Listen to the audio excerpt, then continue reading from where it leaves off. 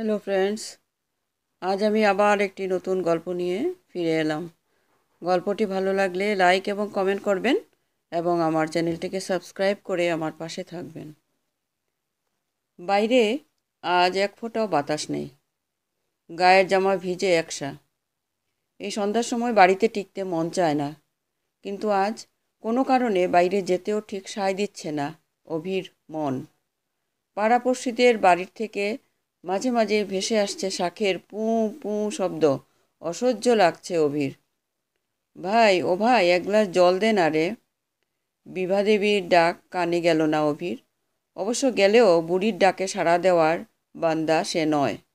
পাশের বাড়ির টিভি থেকে আচমকা একটা অচেনা গান বেজে উঠল। অমনি রান্নাঘর থেকে মালাদেবী ছুটে এলেন খুন্তি হাতে। বাবুরে, এই বাংলা চ্যানেলটা একটু ধর না, আমি তো ভুলেই গেছিলাম। আজ থেকে ওখানে একটা নতুন সিরিয়াল শুরু হচ্ছে। তোর পাল কাকিমা দেখছে নিশ্চয়, আবার শুনতে পেলাম। পারবো না, দেখছো না খেলা দেখছি, ঝাঁঝিয়ে উঠল অভি। ও বৌমা, এক গ্লাস জল দেও না গো। লক্ষ্মী বাবু আমার, তোর জন্য পাঁপড় ভাজছি, মুড়ি খাবি যে। তা সেটাই ভাজো না গিয়ে, সিরিয়াল দেখতে হবে না এখন।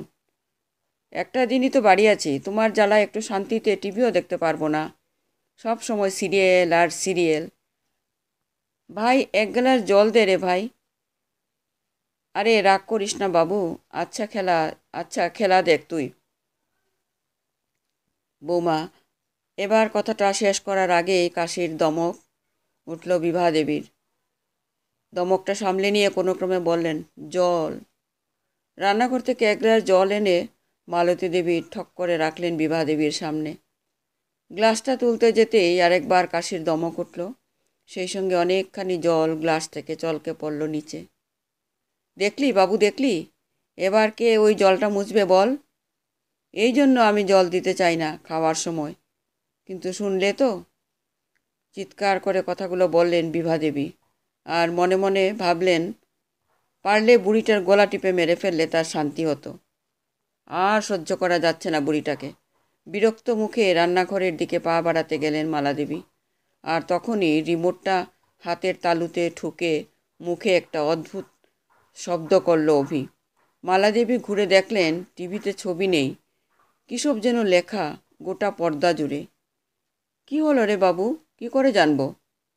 বলছি একবার এই বাংলা ধরিয়ে দেখ না, সেখানে ছবি আছে নাকি। বিনা বাক্য বেয়ে রিমোটটা তুলে 905 নম্বর টিপল অভি। কয়েক সেকেন্ডের মধ্যেই টিভির পর্দায় ভেসে উঠল একটা অট্টালিকাসম বাড়ি।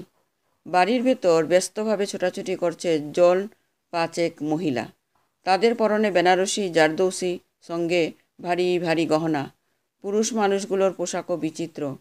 ধুতি থেকে শুরু করে কোট প্যান্ট সবই আছে। একটা সাদা রঙের সাউথ ইন্ডিয়ান সিল্ক পরে পুজোর থালা হাতে পর্দার সামনে উপস্থিত হলেন এক বৃদ্ধা। তিনি গম্ভীর গলায় বাকি সকলের উদ্দেশ্যে বললেন, আমার দিদিভাই কি উঠেছে? একজন ঘোমটা দিয়ে বেনারসি পরা মহিলা জবাব দিলেন, না মা, এখনও ওঠেনি। মেয়েটা একেবারে বিগড়ে। বৃদ্ধা বাম হাত তুলে ওই মহিলাকে চুপ করতে নির্দেশ করলেন। তারপর বললেন, আজ আমার দিদিভাইয়ের 18 বছরের জন্মদিন। আজ খবরদার কেউ ওকে বকবে না।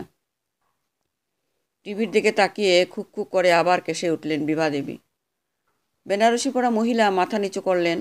বৃদ্ধা এবার পুজোর থালা হাতে সিঁড়ি দিয়ে উঠে এলেন একটি ঘরে। ঘরটা আগেকার দিনের রাজকুমারীদের ঘরের মতো সাজানো। বৃদ্ধা এসে একটা টুলে পূজার থালাটা রেখে খাটে বসলেন। খাটে গোলাপি রঙের লেপ মুড়ি দিয়ে কেউ ঘুমাচ্ছিল। বৃদ্ধা লেপের উপর হাত রেখে নরম স্বরে ডাকলেন, দিদিভাই, ও দিদিভাই। দিদিভাই লেপটা মুখ থেকে সরালো, কিন্তু এলোমেলো চুলে ঢাকা মুখটা পরিষ্কার দেখা গেল না। সে আদুরে গলায় ঠাম্মি বলে বৃদ্ধার কোলে মাথা রাখল। বৃদ্ধা ওর এলোমেলো চুলগুলো সরাতে সরাতে বললেন, শুভ জন্মদিন দিদিভাই, তাড়াতাড়ি উঠে পড়ো, নয়তো সারপ্রাইজটা কিন্তু মিস হয়ে যাবে। সারপ্রাইজ? লাফ দিয়ে উঠল দিদিভাই। এতক্ষণে বৃদ্ধার দিদিভাই তথা সিরিয়ালের নায়িকার মুখটা দেখা গেল পরিষ্কারভাবে। অভি সবে একটা গরম পাঁপড়ে কামড় বসিয়েছিল।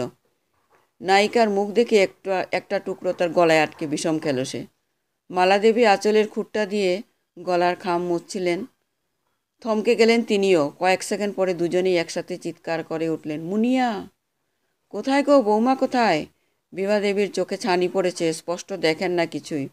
তাই মুনিয়াকে কোথাও খুঁজে পেলে মালাদেবী আর অভি টের পেলেন না তিনি।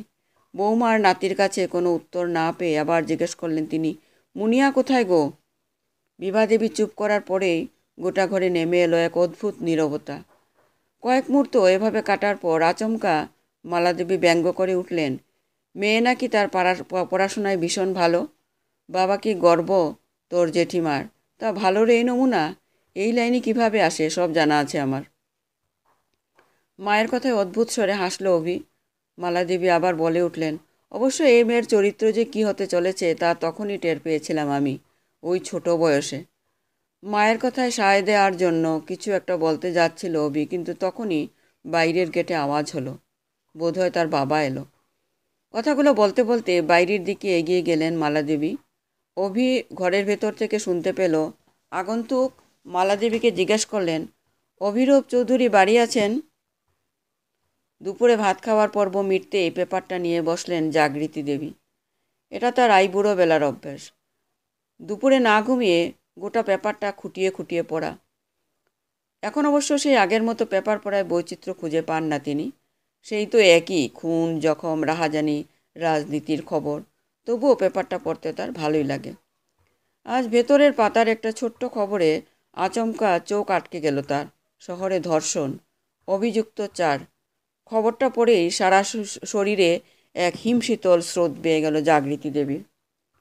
বাবা মার আদরের ছোট মেয়ে জাগৃতির বিয়ে হয়েছিল এক গৃহস্থ পরিবারে। এত বড় পরিবারে বিয়ে দিতে মায়ের ঠিক সায় ছিল না, কিন্তু বাবা বলেছিলেন ছেলেটা খুব ভালো, দেখবে আমাদের যোগুকে খুব ভালো রাখবে। জাগৃতি দেবীর ছিলেন 6 ভাই বোন। বাবা ছিলেন সামান্য স্কুল মাস্টার, কিন্তু খাওয়া দাওয়া থেকে শুরু করে অন্য কোনো ব্যাপারে কোনোদিনও কিছু অভাব বোধ করেননি। বিয়ের পর প্রথম অভাব কাকে বলে বুঝলেন তিনি। বাবার জানতে এক সচ্ছল বর্ধিষ্ণু পরিবারে মেয়ের বিয়ে দিয়েছিলেন, কিন্তু মানসিক দিক থেকেও যে বর্ধিষ্ণু পরিবার খোঁজার প্রয়োজন ছিল কোনোদিনও টের পাননি তিনি। শ্বশুরবাড়ির লোকেরা একদিকে জাগৃতি দেবীকে তার বাবার আয় নিয়ে খোঁটা দিতেন, আর অন্যদিকে এই মানুষগুলোর খাওয়ার শেষে জাগৃতি দেবী যখন খেতে বসতেন তখন হাঁড়ির ভাতও হতো বাড়ন্ত। আবার সেইটুকুকে তৃপ্তি করে খাওয়ার মতো যথেষ্ট তরকারিও থাকতো না। বাবার বাড়িতে রোজ রাতে দুধ দিয়ে ভাত খেতেন জাগৃতি দেবী, কিন্তু বিয়ের পর শাশুড়ি মা বললেন দুধ বাড়ির বউদের জন্য নয়। সেই যে দুধ খাওয়ার অভ্যাস ছাড়া হলো, এখন আর পেটে দুধ সহ্যই হতে চায় না।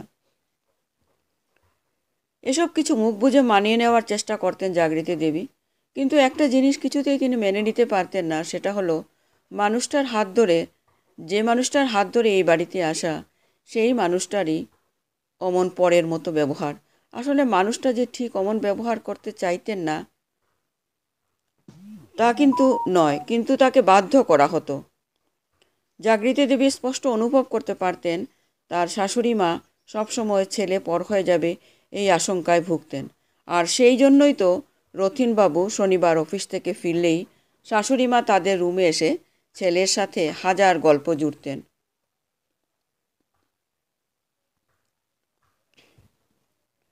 রবিবার দুপুরের চিত্রটাও ছিল একই। আবার রাতেও বেশিরভাগ দিন জাগৃতি দেবীকে দিয়ে এত কাজ করাতেন শাশুড়ি মা। যে যখন জাগৃতি দেবী শেষমেশ রুমে আসতে পেতেন ততক্ষণে রথিনবাবু হয়তো গাঢ় ঘুমে তলিয়ে গেছেন। সেই সময় এক এক দিন চিৎকার করে কাঁদতে ইচ্ছা করতো জাগৃতি দেবীর। যত অভিমান গিয়ে জমতো মানুষটার প্রতি, কিন্তু অভিযোগ জানানোর মতো কেউ ছিল না। এসব কথা কাকেই বা বলা যায়। একবার বাপের বাড়ি এসে মাকে বলে ফেলেছিলেন খানিক। মা বিশ্বাসই করতে চাননি যে কোনো শাশুড়ি ছেলে বৌমার শোয়ার ঘরে ঢুকে এভাবে ঘন্টার পর ঘন্টা নিছক গল্প করে তাদের প্রাইভেসিতে হস্তক্ষেপ করতে পারে বলে। শাশুড়ি মাকে দেখে জাগৃতির অদ্ভুত লাগতো। একটা ছেলের জীবনে মা আর স্ত্রীর ভূমিকা বা গুরুত্ব দুটোই তো সম্পূর্ণ আলাদা, তাহলে ওনার এত ভয় কিসের? সেই সময় আলট্রাসনোগ্রাফিতে ভ্রূণের লিঙ্গ নির্ধারণ নিষিদ্ধ হয়নি। রথিনবাবু বাড়ি ফিরে উচ্ছ্বসিত কণ্ঠে মায়ের হাতটা ধরে বলেছিলেন, মা, একটা দারুণ খবর আছে, তোমার নাতনি হবে গো। জাগৃতি দেবীর এখনও মনে আছে শাশুড়ির প্রতিক্রিয়াটা। তাহলে দারুণ খবরটা কি? কাটা কাটা গলায় কথাগুলো বলেছিলেন মহিলা। হতভম্বের মতো মায়ের হাতটা ছেড়ে দিয়ে পাথরের মূর্তির মতো দাঁড়িয়েছিলেন রতিনবাবু। আর জাগৃতি দেবী অনুভব করেছিলেন তার মেয়ে হওয়ার খবর শুনে বিশ্রাম দেওয়ার বদলে সংসারের কাজগুলো আরও বেশি করে যেন তার পিঠে চাপিয়ে দেওয়া হয়েছিল। মুনিয়া হওয়ার দিন অনেক চেষ্টা করেও রতিনবাবু কিছুতেই ছুটি পাননি অফিস থেকে।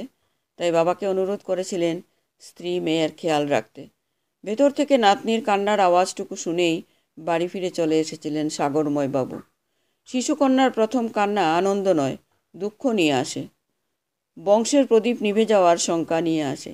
তাই সেই শঙ্কার মুখ দর্শন করতে ইচ্ছা হয়নি সাগরময় বাবুর। জাগৃতি দেবীর ছিল ও গ্রুপ রক্ত। মেয়েটির পজিটিভ রক্ত হলে তাকে সঙ্গে সঙ্গে একটা ইঞ্জেকশন দিতে হতো। ডাক্তাররা সেই ইঞ্জেকশন দেওয়ার জন্য তখন হন্যে হয়ে খুঁজেও জাগৃতি দেবীর বাড়ির লোককে খুঁজে পাননি। মেয়েটা শুয়ে কাঁদত, কেউ কোলে নিত না তাকে। মেয়েটার খিদে পেলে দুধ গরমটাও রান্নার মাঝে জাগৃতি দেবীকেই করতে হতো। উনুন থেকে রান্নার করা নামিয়ে দুধ বসালে আবার শুনতে হতো গঞ্জনা। রতিনবাবু তাই মেয়ের খাবার তৈরি করার জন্য একটা স্টোভ কিনে আনেন। হুলস্থুল পড়ে যায় গোটা ঘরে।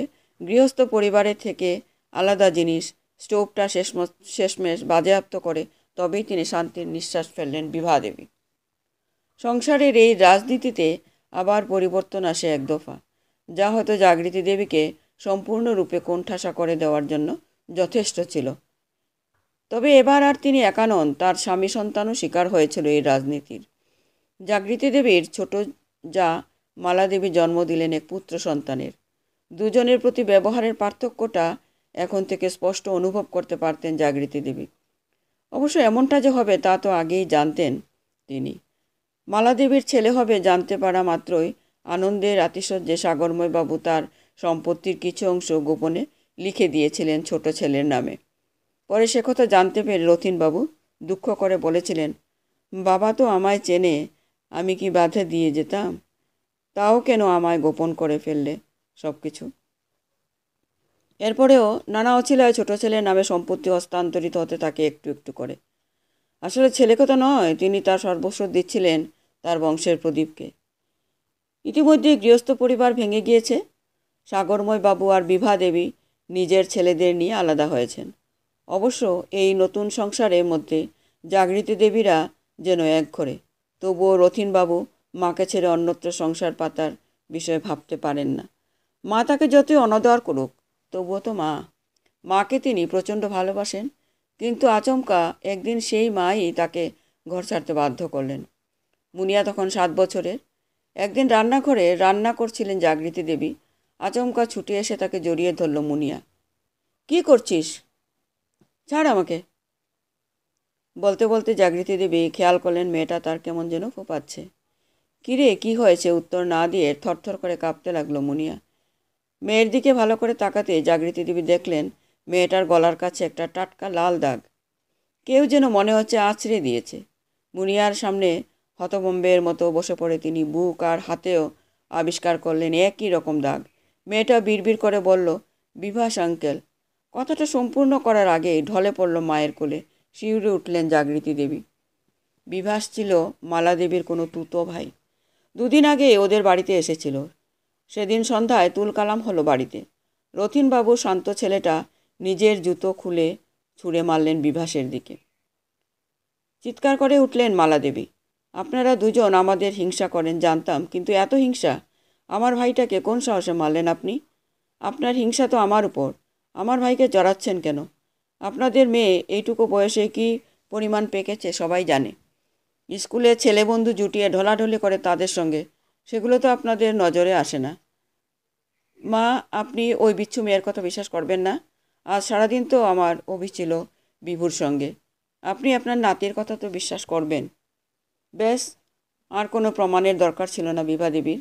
ঈশ্বরের চেয়েও বেশি বিশ্বাস করেন যাকে, সেই নাতি যখন মায়ের শেখানো বুলিগুলো আউড়ে গেল, তখন আর কি প্রমাণ চাই? এমনিতেই তার মতের বিরুদ্ধে গিয়ে বড় ছেলে বৌমা মেয়েকে ইংরেজি মাধ্যম স্কুলে ভর্তি করেছিল। সেখানে ছেলে মেয়ে সব একসঙ্গে পড়ে। তা সেই মেয়ের এমন অধঃপতন হবে না তো কার হবে? চশমাটা খুলে চোখটা মুছলেন জাগৃতি দেবী। অভি কোনো দোষ করলে বরাবর সেই দোষ মুনিয়ার ঘাড়ে চাপিয়ে দিতে পিছপা হতেন না বিভা দেবী। মুনিয়াকে রতিনবাবু মারলেও সেটা চোখে দেখতে পেতেন না তারা। এদিকে অভিকে কেউ একটু বকে দিলেও রে রে করে তেড়ে যেতেন দাদু ঠাকুমা দুজনেই। কি আশ্চর্য না! দুজনেই তাদেরই দুই ছেলের সন্তান, তাদের অংশ, অথচ দুজনের প্রতি দাদু ঠাকুমার ব্যবহারের কেমন আকাশ পাতাল ফারাক। আবার দিদির প্রতি হওয়া অন্যায়ের প্রতিবাদ করার বদলে যার মা তাকে অন্যায়কারীর পক্ষে কথা বলতে বলে সেই ছেলেটা। হ্যাঁ, আজ ওই খবরটার 4 জন অভিযুক্তের মধ্যে একটার নাম অভিরূপ চৌধুরী। জায়গাটা ওদের বাড়ির কাছাকাছি। সংসারের রাজনীতির শিকার হতে হতে সেদিন দেয়ালে পিঠ থেকে গিয়েছিল জাগৃতি দেবীর। বাড়ি থেকে প্রকারান্তরে বেরিয়ে যাওয়ার নির্দেশ দিয়েছিলেন শাশুড়িমা। বড় ছেলেকে বলেছিলেন, তোকে আর কোনো প্রয়োজন নেই আমার। আমার নাতি আমার সব কিছু পাবে। আমার নাতি আমার বংশের মুখ উজ্জ্বল করবে। একটা বড় করে নিঃশ্বাস নিলেন জাগৃতি দেবী। না, আফসোস তার কোনোদিনও ছিল না, আজও নেই। মেয়ের গর্ভে গর্বিণী তিনি।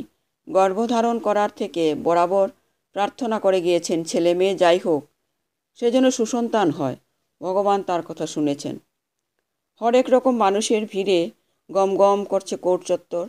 কালো কালো কোট পরা গুটিকতক মানুষকে ছাপিয়ে আরও রকমারি পোশাকে শয়ে শয়ে মানুষ ছুটে চলেছে এ প্রান্ত থেকে সে প্রান্ত। পুলিশের জিপটা থেকে এক এক করে নামলো অভিসহ আরও 3 জন। প্রত্যেকের হাতে হাত করা, নিজের মুখটা যথাসম্ভব ঝুঁকিয়ে এগোবার চেষ্টা করলো অভি। মালাদেবী ছুটে এলেন। তুই চিন্তা করিস না বাবু, তোর জন্য ভালো উকিল দেবো আমি, তোর কিচ্ছু হবে না। মায়ের কথায় শুধু মাথা নাড়ল অভি। আর তখনই পাশ থেকে কে যেন বলে উঠল, বাঁচার যেটুকু আশা ছিল সব শেষ, এবার আর রেহাই নেই। শুনলাম পি চৌধুরী মেয়েটার জন্য লড়বে। তাতে কি হয়েছে? জানতে চাইলেন মালাদেবী। তাতে কি হয়েছে মানে? পি চৌধুরীর কাছে এসব কেস জলভাত। এটুকু বয়সে কত নারী নির্যাতনের কেস লড়ে জিতেছেন, তার ইয়ত্তা নেই। বেশিরভাগ ক্ষেত্রে তো ফিজও নেন না উনি। আসামির কাঠগড়ায় দাঁড়িয়ে অভির কানে বারবার বেজে চলছে সেই মেয়েটার আর্তনাদ। মলয়ের প্রস্তাবে সায় দেয়নি বলে মলয়ের বহুদিনের রাগ ছিল মেয়েটার উপর। আর তাই তো সেদিন ওরা এখানে আসার পর থেকে লজ্জায় একবারও মুখ তোলেনি অভি। বিচারকের নির্দেশে বাদী পক্ষের উকিল পারমিতা চৌধুরী এগিয়ে আসতেই দর্শকাসনে মৃদু গুঞ্জন উঠল। অভি এবার মুখ তুলে তাকিয়েই চমকে উঠল, দিদিভাই। দর্শকাসনে চাপা গুঞ্জন, আরে ইনিই তো নতুন সিরিয়ালটায়। Order order. বিচারকের নির্দেশে শান্ত হলো সকলে। সবার অলক্ষ্যে মুনিয়া একবার তাকালো ভাইয়ের দিকে, সঙ্গে সঙ্গে মুখটা নামিয়ে নিল অভি। দিদির মুখটা থেকে যেন প্রদীপের চেয়েও উজ্জ্বল এক দ্যুতি ছড়াচ্ছে। সে দ্যুতির দিকে বেশিক্ষণ তাকিয়ে থাকতে পারল না অভি। চোখ দুটো যেন ঝলসে গেল তার। নমস্কার।